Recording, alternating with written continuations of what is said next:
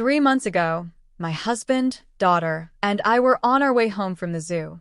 I don't really remember exactly what was said, but I made a joke along the lines of, "What, you want to break up?" To my surprise, my husband said yes, and went on to explain the custody plan he had already thought out. This was just 2 days after our wedding anniversary, and I felt like I was going to die. My friends had to help me through it, force-feeding me for weeks, maybe even months. I couldn't help but argue, even though it hurt. The sting of him already moving on made me feel rejected, especially when it seemed like he found someone new so quickly. However, despite the pain, I have to admit that my life has gotten a lot better. I should have left him a long time ago. My house is much happier now. There's no yelling or fighting, and honestly, I haven't felt this good since I was a teenager. I can now see that my subconscious knew what was happening before I did. Even jokingly asking about a breakup was my brain's way of saving me from more grief. He did me a favor by leaving, and it was never about me. He was just dissatisfied, and had been for a long time.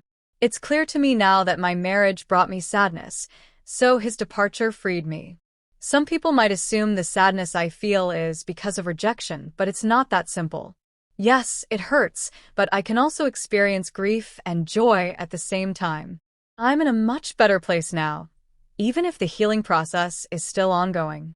It's not easy, but I'm much happier than I was before. In reflecting on the situation, it becomes clear that neither of us were happy in that marriage. That's why he was so quick to leave, and why my life has improved so much since then.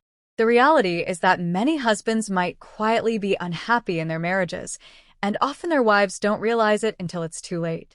This can be the reason men sometimes make the decision to leave quickly, as they've been silently enduring unhappiness for a long time. There's a lot of blame to go around in these types of situations. Some people in the comments seem to think he left because he was cheating, but that's not always the case. Most men leave not because of someone else, but because of the state of the relationship itself. When a marriage is filled with unresolved issues, it's easy for one partner to make the decision to end it. At one point, my husband and I went to therapy. He tried to communicate, but I wasn't ready to listen. I was defensive and unwilling to accept responsibility for my part in the relationship's downfall. I wasn't interested in working through the issues. I just wanted to prove my point, which made things worse. This attitude made it clear that I wasn't in a place to save the relationship. Despite his best efforts, I was mentally checked out, and when he finally started trying, I had already lost the desire to fix things. It wasn't about him anymore. It was about my own feelings and frustrations.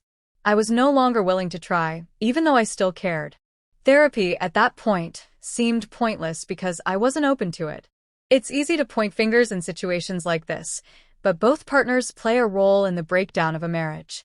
One common issue that causes problems is the failure to understand or acknowledge each other's needs. For example, my husband worked long hours, asking for simple things like a clean kitchen and a bit of organization in the house. But instead of addressing his concerns, I deflected, trying to point out his own shortcomings. This is an example of how the cycle of blame and defensiveness keeps a relationship stuck and unhealthy. When you get caught in this cycle, it's hard to break free. One person may feel like they are doing everything, while the other person feels unappreciated or misunderstood.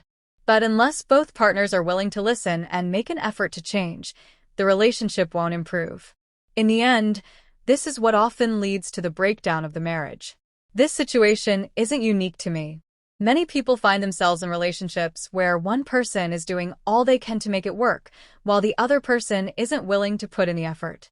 This imbalance can only last so long before one partner finally gives up. At that point, it may be too late to salvage the relationship. It's important to understand that both partners have a role in the health of a marriage. If one person is unhappy, it's not just their fault. It's the result of both people's actions or inactions over time.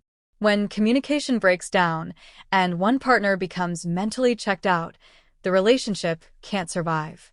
Unfortunately, that's often when things fall apart. I know it's easy to place the blame entirely on my husband, but the truth is that we were both responsible for the end of our marriage. The key is recognizing when a relationship is beyond repair and accepting that both people need to heal and move forward. And that's where I am now, trying to heal, learning from my mistakes, and moving on with my life. While the pain is still there, I know that it's a part of the process, and ultimately, it's what has allowed me to find happiness again.